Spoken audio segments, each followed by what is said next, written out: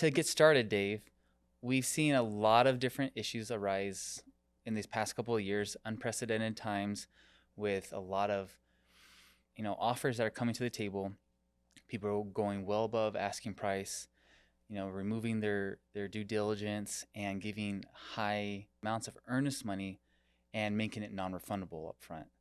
This has been one of the main issues we've seen with agents running into some trouble, right? And so we wanted to get a little bit of your take, kind of what's happening, why is that going on, should agents be involved, what should be doing in that case?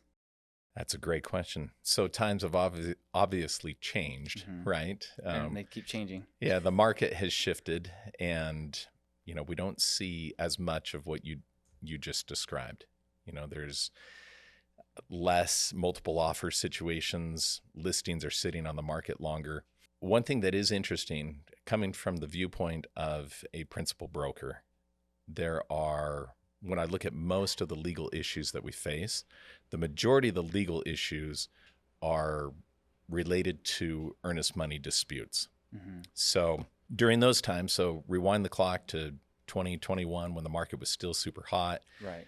Prices were out of control. There were multiple offers on listings, and buyers were being beat out. And the only way to actually get under contract was to put a substantial amount of earnest money down. We would see ridiculous amounts of earnest money being offered, $20,000, $30,000, $50,000 on homes that were at that medium house range, Right. $500,000, maybe a little bit higher than that.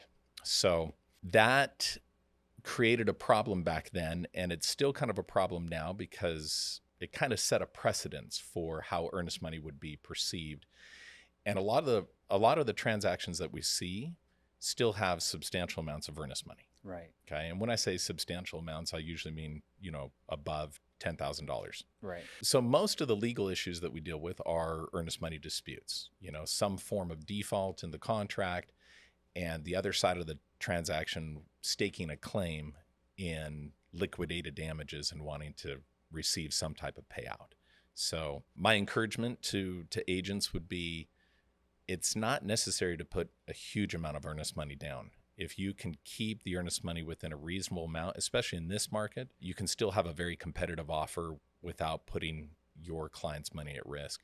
And I think you had an experience. I did actually, this, right, and Josh? I think this is good to know is that the agents have quite a bit of ability to guide their clients, right? Yeah. Now they can't always enforce their clients to make decisions, but I had one that was a client he loved the property. Actually, it was his spouse, and they just recently got married, and she loved that property. He's like, I got to do whatever I need to do to make this property happen. Well, they wanted a large amount of non-refundable earnest money. And I told him, I was like, that's not a good idea because you're taking a chance. What if you can't get a loan? And so he's like, well, let me check with my lender. I did not know the lender personally. And he came back and said, oh, he says we're good to go, that there's no issues whatsoever. And I feel confident. I'm like, well, let me reach out to him. I did. And this was a jumbo loan situation, This was a jumbo right? loan. This is a $1.4 million home that he was purchasing. I'd reached out to the lender, and he reassured me, but I went back to the client and said, I wouldn't suggest this, but for you to be able to get this property, they have multiple people that were giving large amounts of earnest money down. He said, well, I want to move forward with it. I was very cautious with deadlines, everything else. He knew very well I was very engaged communicating with title, with his lender, the other side, making things happen. Well, it's the day before his deadline for financing. And I said, guys, you said we were good to go. And I actually called a 3-way call, and I said, I just want to make sure we're all on board. I sent an email and made a 3-way phone call with his lender. And they said, yeah, we're good to go. Well, that evening they said, no, we overlooked something. You're not good to go. It's like 4:50. Yeah. And, deadline's 5 p.m., which we'll get into too. And so I reached him real quick. I was like, we got to cancel this. He's like, no, I don't want to cancel this. I was like, well, you're taking a huge risk here. Your lender says we still have to figure out a few other things. Well, long story short, the lender came back and said, well, we can't get you the loan right now. And he lost $50,000. Now, huge. And he knew what he was getting into. I made it crystal clear.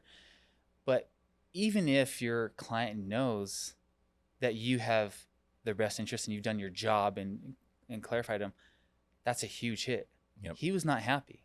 Now, he couldn't blame me, but he just wasn't happy. And although we ended up getting him a different house that he was happy with, he was still had that bad taste in his mouth. So no matter what I could have done to help save, and actually got his lender to pitch in for some of those losses, but it's still not the same.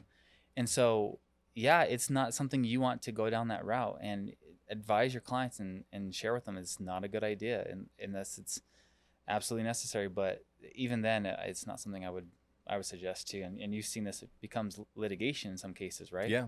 Yep. Especially if you're not at fault, you know, you're the one representing, like in your case, I would call you fortunate that your clients didn't try to pursue any litigation, because usually what happens is somebody feels slighted, or, you know, they were taken advantage of, and then they go get legal counsel, and that attorney will usually name everybody in the suit, you know. And even though you were the one representing them, even though you have some type of record showing that they're taking on this risk, that they're going to lose this money, shotgun approach to see what sticks. And and now you're being named in that suit right with everyone else, you know. So that's good for the agents to know that it's not just, okay, well, I did my job.